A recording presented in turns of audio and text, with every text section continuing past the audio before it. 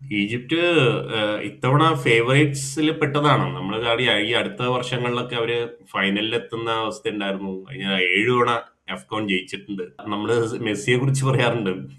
മെസ്സിക്ക് വേണ്ടി world cup എന്ന് പറഞ്ഞ പോലെ സലയ്ക്ക് കിട്ടാവുന്ന ഏറ്റവും ബെസ്റ്റ് സമയമാണിത്. അതിന് പറ്റിയ ടീം ഇപ്പൊ ഉണ്ട്. കഴിഞ്ഞ തവണത്തെ പോലെയല്ല. കഴിഞ്ഞ തവണത്തെ ടീം വെച്ച് അവര് നന്നായിട്ട് കളിച്ചെങ്കിലും ഇത്തവണ അതിലും നല്ല ടീമാണ് അവരുടെ.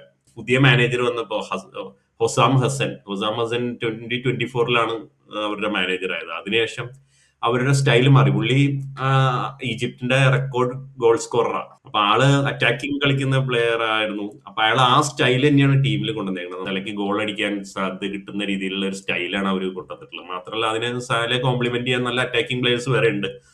നമുക്കറിയാം മാൻ സിറ്റിയിലെ ഒമർ മർമൂഷ് ഉണ്ട്.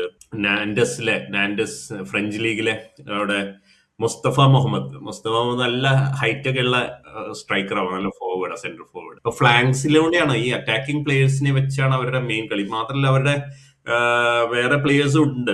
ട്രെസഗ ഉണ്ട്, എമാം അഷോർ, അൽ അഹ്ലിയുടെ കുറെ പ്ലേയേഴ്സ് ഉണ്ട്. നമ്മുടെ പ്രീമിയർ ലീഗിലൊക്കെ പറയുന്ന പോലെ തന്നെ അൽ അഹ്ലി ഈജിപ്തിലെ ഏറ്റവും ടോപ്പ് ക്ലബ്ബാണ്. മിഡ്ഫീൽഡ് പറഞ്ഞ പോലെ കുറച്ച് കൺസർവേറ്റീവ്, അങ്ങനെ ക്രിയേറ്റിവിറ്റി ഒരുപാടൊന്നും മിഡ്ഫീൽഡിൽ നിന്ന് അങ്ങനെ വരുന്ന ഒരു സ്റ്റൈൽ അല്ല അവരുടെ. അതുകൊണ്ട് തന്നെ ഫ്ലാങ്സ് ഉപയോഗിച്ച് വിഡ്ത്ത് ഉപയോഗിച്ചൊക്കെ കളിക്കാനാണ് അവർ ട്രൈ ചെയ്യുന്നത്. അപ്പൊ അതിന്റെ എഫക്റ്റും ഉണ്ട് കേട്ടോ. ഈ മാനേജറുടെ കീഴിൽ 10ലധികം ഗോൾ അസിസ്റ്റ് ഒക്കെ ഉണ്ടായിട്ടുണ്ട് ഈ 2024 ശേഷം കളിക്കുന്നതില്. അപ്പൊ സലയ്ക്ക് വളരെ നിർണായക. അപ്പൊ സലയുടെ ഫോം അനുസരിച്ചാണ് ഈജിപ്ഷ്യന്റെ ചാൻസ് നമ്മൾ വരുന്നത്.